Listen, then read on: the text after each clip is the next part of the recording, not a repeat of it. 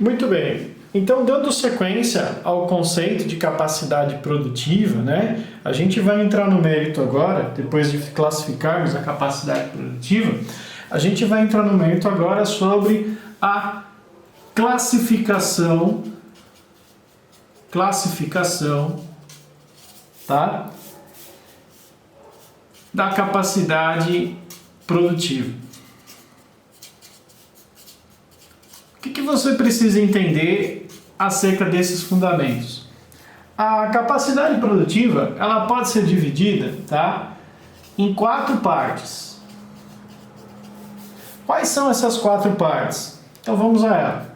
A primeira é o que nós chamamos de capacidade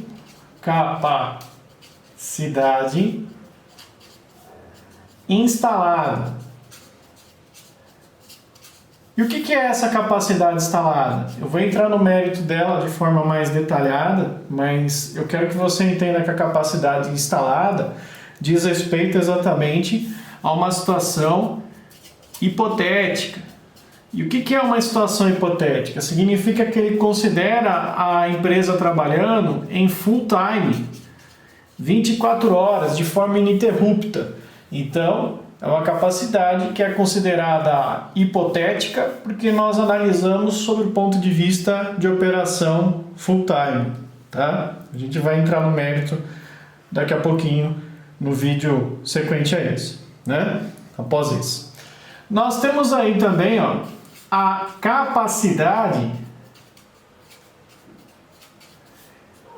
disponível ou também conhecida como capacidade de projeto. E o que é essa capacidade de projeto? Essa capacidade disponível de projeto, ela leva em consideração a sua jornada de trabalho. E o que é a jornada de trabalho? É um jeito fresco de falar horas trabalhadas pela sua empresa, certo? Então ela leva em consideração as horas trabalhadas pela sua empresa. E aí nós temos também a terceira capacidade, a terceira classificação de capacidade produtiva, tá? Essa terceira é a capacidade efetiva. E também ela pode ter um nome diferente de efetiva, que pode ser a capacidade também de carga. Então ela pode receber esses dois nomes, efetiva ou carga, tá? O que ela leva em consideração? Ela é mais completa que as demais? Sim, na verdade a capacidade efetiva ou carga, ela leva em consideração as perdas planejadas em um sistema produtivo. E o que são perdas planejadas em um sistema produtivo? Veja só, se nós falarmos aí de um determinado tipo de material que é desenvolvido numa linha em série ou que ele é feito sob demanda, perceba que você talvez vai utilizar de maquinários para confecção, para o desenvolvimento desse produto. E esse maquinário ele precisa de manutenção. A manutenção, ela é uma perda planejada, ou seja, eu paro o meu maquinário por um determinado tempo para fazer a manutenção. Então eu posso considerar uma perda planejada. O setup, que são as trocas de formato durante o processo produtivo, são perdas planejadas, certo? Então, existem momentos em um sistema produtivo em que há paradas, e essas paradas ou perdas são planejadas, né? Já se sabe que isso vai acontecer.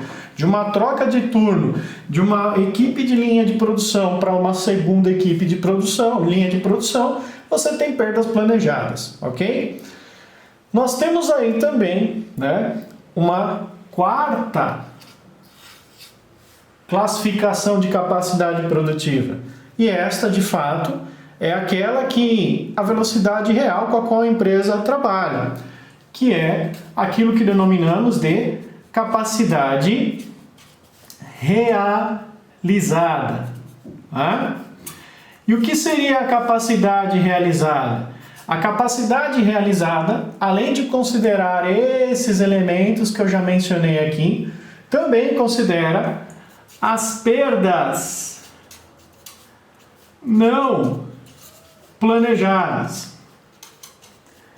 Exemplo de perdas não planejadas. O exemplo que nós temos de perdas não planejadas em um sistema produtivo é, por exemplo, a quebra de máquina. É, por exemplo, a falta de matéria-prima.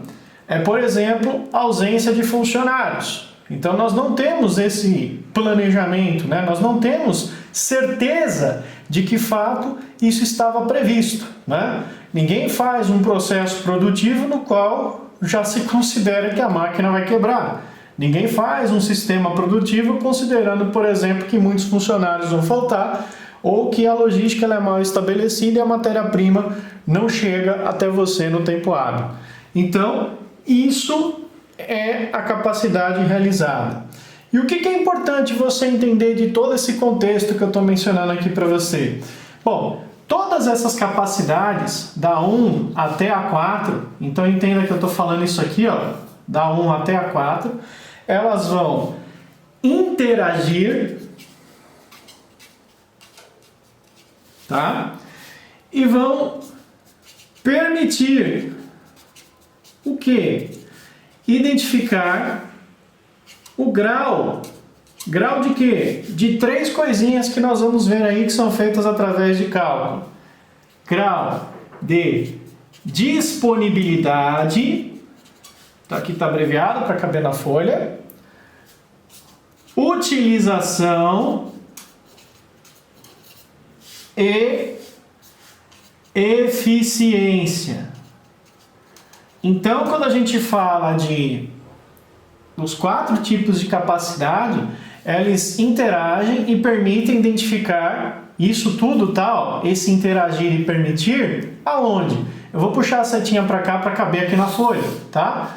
Isso dentro de um sistema de produção. Então, o que eu estou querendo dizer? Disponibilidade é necessariamente quantos por cento, né, o sistema fica disponível para você, considerando sua jornada de trabalho, suas perdas planejadas e perdas não planejadas. Ou seja, qual é o tempo disponível do sistema comparado àquilo que de fato você tem, tá? Utilização. Quanto eu estou utilizando da minha capacidade no momento? Então nós vamos ver aí como fazer essa conta. E grau de eficiência. Quanto o meu sistema produtivo é eficiente considerando o tempo de trabalho que eu exerço. Então, ainda de forma conceitual, o que eu espero que você tenha entendido aqui? Capacidade instalada de forma hipotética, ela considera a empresa em full time, trabalhando o tempo todo, 24 horas por dia, para que você tenha uma estimativa. Capacidade disponível é a capacidade de projeto, e nela nós deixamos de considerar o full time e passamos a considerar apenas as nossas horas de trabalho.